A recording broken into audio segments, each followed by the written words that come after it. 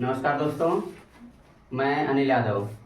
आपका हमारे YouTube channel BMH school पर स्वागत है। और अगर आप हमारा वीडियो हमारे फेसबुक पर देख रहे हैं तो फॉलो जरूर करें। देखो बेटा, आज हम लोग सवाल पढ़ेंगे लाभ हानि प्रतिशत। क्या पढ़ेंगे? लाभ हानि प्रतिशत। अभी तक हम लोग अगले वीडियो में पढ़े थे लाभ और हानि निकालने के लिए, है ना? पढ़े हैं ना इससे पहले? अब आज हम पढ़ेंगे लाभ हानि निकालेंगे, लेकिन उसे हमें प्रतिशत में बदलना रहेगा। किस में बदलना रहेगा? प्रतिशत में। देखो इसमें सवाल दे रखा है। पहला सवाल दिया है, एक आदमी ने एक घड़ी को 300 रुपए में खरीदा और उसे 345 रुपए में बेच दिया। बताइए कितने प्रतिशत लाभ हुआ? यानी एक आदमी ने एक घड़ी खरीदा है और उस घड़ी को कितने रुपए में खरीदा है? 300 रुपए में खरीदा। और कितने रुपए में बेचा है?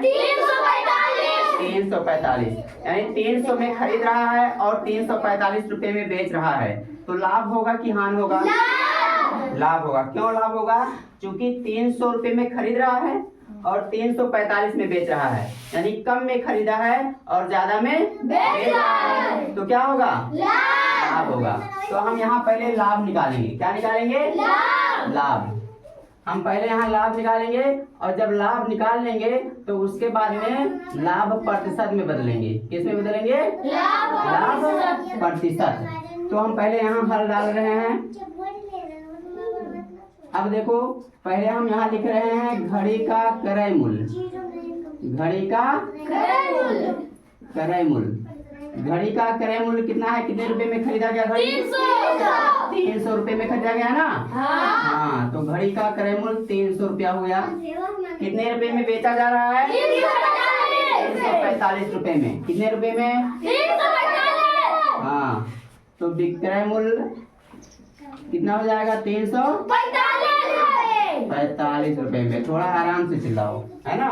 यहाँ चिल्लाने के लिए नहीं कहा जा रहा है। तो विक्रय मूल्य है 345 रुपया। अब 300 में खरीदा गया और 345 में बेचा गया, तो लाभ हुआ है ना? हाँ। तो हम लाभ निकाल लें कि लाभ कितना रुपया हुआ।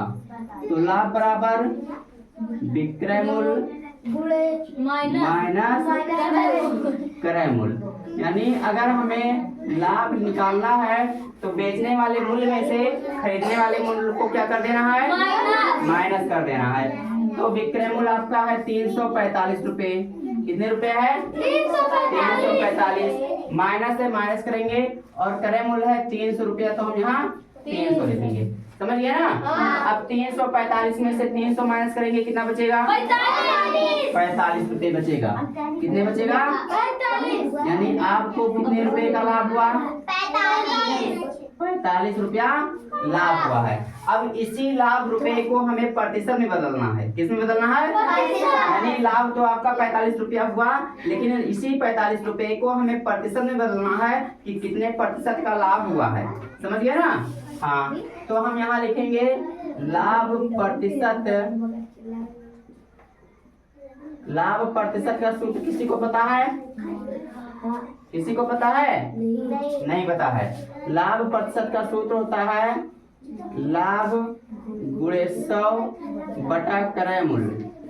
लाभ गुणे 100 बटा क्रय मूल्य। समझ गया ना? अभी तक सब लोग कहते थे कि हमें पता है, हमें पता है। अब पता चल गया ना कि नहीं पता है। देखो, लाभ प्रतिशत बराबर लाभ गुणे 100 बटा क्रय मूल्य, ये सूत्र है। इसी सूत्र पे रख दिया जाएगा तो हमारा सवाल क्या हो जाएगा? लग जाएगा, सही हो जाएगा।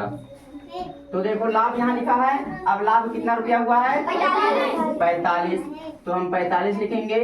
गुणे 100 है ना? गुणे 100 करेंगे और बटा में क्रय मूल्य है। क्रय मूल्य कितना रुपया है? 300 रुपये है। क्रय मूल्य कितना है? 300। तो बटा 300 करेंगे। अब देखो क्या किया जा रहा है। देखो काटो, 100 एकम 100 और 100 तिया 300, ये कट गया ना? और फिर देखो किससे काट रहे हैं? 3 एकम 3 और 3 15 यहाँ 45। यानी कितना बचा? 15 बचा। यानी ये हो जाएगा आपका लाभ प्रतिशत। कितने प्रतिशत का लाभ हुआ है आपको? 15%। 15% का लाभ हुआ।